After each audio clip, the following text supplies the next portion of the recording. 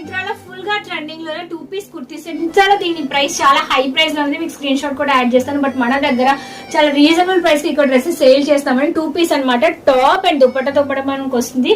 Pure 100% soft cotton, మల్ cotton అంటాం కదా.